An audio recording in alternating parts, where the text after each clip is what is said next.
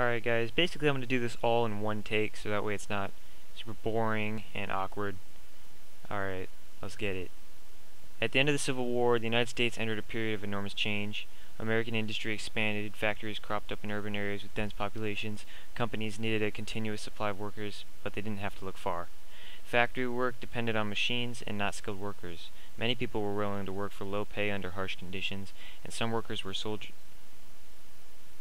You know what? Never mind. Some workers were soldiers returning from the battlefields. Others were Americans who moved from rural farming and communities to cities. Many were immigrants who came to the United States in waves during the last part of the 19th century. All right. The rise of the factory system greatly altered the workplace for skilled workers. Once, craftsmen had been involved in every phase of production. Mass production in factories changed that because machines created pieces that had previously been handmade. Skilled craftsmen now had to sell their labor to factory owners. Women and children, some as young as 5 years old, held full-time jobs, and full-time meant 12 hours a day, 6 days a week. Often, factory owners cared more about profits than the well-being of their workers. Long hours and dangerous working conditions were common. Owners did not have to worry about federal, state, and local laws that protected workers. There were no such laws. And individuals who objected to hours, pay, or conditions were fired. Workers injured on the job were replaced. And there was no system to help those who were suddenly jobless. Eventually, workers found that they needed to speak up as a group rather than as individuals. So some workers organized labor unions. Doing so, they believed, would give them enough power to demand better hours, pay, and working conditions. As the 19th century ended, unions continued to gain members. Government officials as well as business owners fought them. Business owners frequently refused to recognize unions. Workers in many factories were prohibited from attending union meetings. In some cases, workers were fired for joining a union. Many workers were forced to sign so-called yellow dog contracts, in which they promised they would not join the union. At that time, the biggest obstacle to unions was the state and federal courts. When lawmakers passed laws declaring yellow dog contracts illegal, the Supreme Court overturned it. When a hat makers union went on strike in Connecticut, the state Supreme Court said strikers were interfering with the company's business. The court allowed the owners to sue the union. Despite court decisions, union membership steadily increased. At the end of the 19th century, unions had successfully demonstrated their ability to organize workers. They had won victories for higher wages and shorter workdays. However, the issue of working conditions remained controversial. This issue became more difficult for the public to ignore as workplace disasters occurred. In 1907, more than 300 miners died at a coal mine collapse. In 1911, a fire in the Triangle Shirtwaist Factory in New York City emphasized the dangerous conditions in factories. The fire, fueled by the oil in the machines and many stacks of cloth, raced through the top floors of the building that employed more than 500 young women in sweatshop conditions. To prevent theft by employees, all the doors but one had been locked. There was no sprinkler system in the building, and there was only one single fire escape. Terrified workers jumped from the building to their deaths when they realized fire department ladders couldn't reach them in the top stories of the building. The fire killed 146 workers, most of them young female immigrants. As a result of the fire, the state of New York began to study safety in the workplace. However, when owners of the company went on to trial for the deaths, they were found not guilty. Soon after that disaster, the federal government took steps to protect workers. In 1913, the United States Department of Labor was established. Changes in urban living gave rise to a new class of professional politicians. These men observed the changes in their cities and saw ways to increase their power. Before this time, most American political leaders had been educated and wealthy.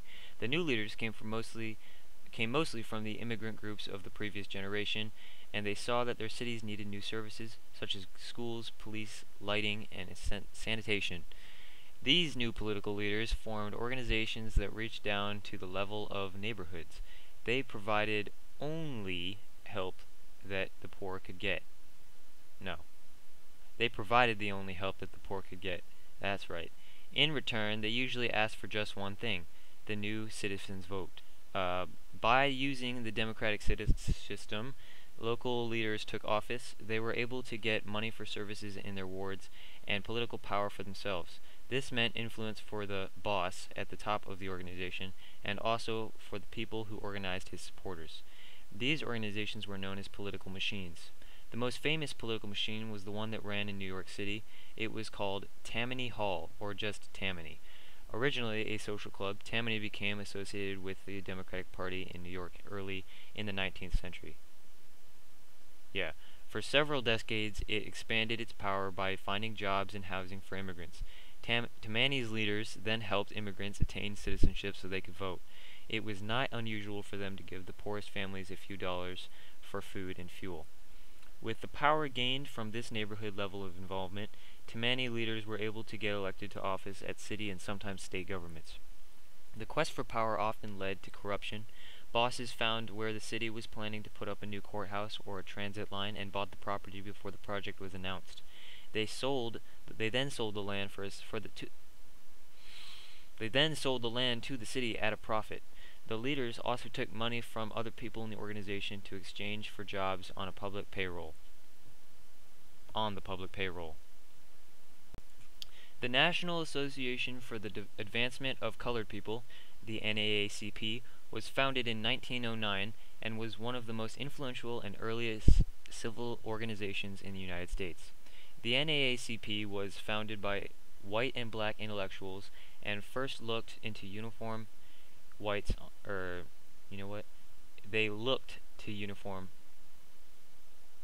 They looked to inform whites on the need for racial inequality.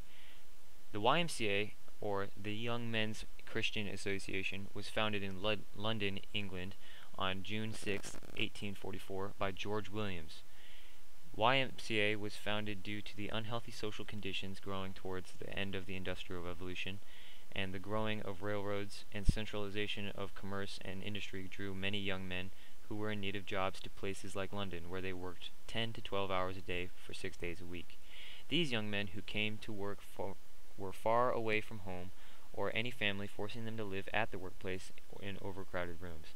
Outside of the shops they slept in things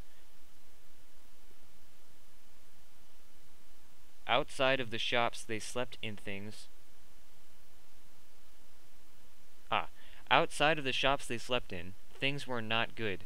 Pickpocketing, drunks, open sewers, and thugs were all present. George Williams, born on a farm in 1821, came to London as a sales assistant in a draper's shop, and he and a group of fellow drapers organized the first YMCA to substitute Bible study and prayer for the young men's life on the streets. European and Asian immigrants during the 18th century. Here's what you need to know. There was a large gap in the respect and fairness between the two immigrant groups. European migrants were usually welcomed and were most likely of all the immigrants to be hired for typical work, such as white-collar work and manager positions. Asian immigrants, well, let's just say they were put to work on railroads, or other jobs that nobody wanted, without an even hello. An example would be a European man going into work and saying, "I'm sick." And the boss would be like, "You're all good." While the Asian would be whipped and beaten if he took a 10-second break from working on the railroad. Harsh. Thankfully, there were signed agreements such as the Gentlemen's Agreements Act of Japan. However, America was a little self-entitled and pulled a Trump, blocked all of the Chinese immigrants with the Chinese Exclusion Act.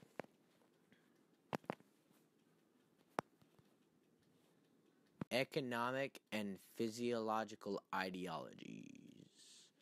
Laissez faire means government should hardly intervene with economic affairs. Market economy is an economy run by the open market.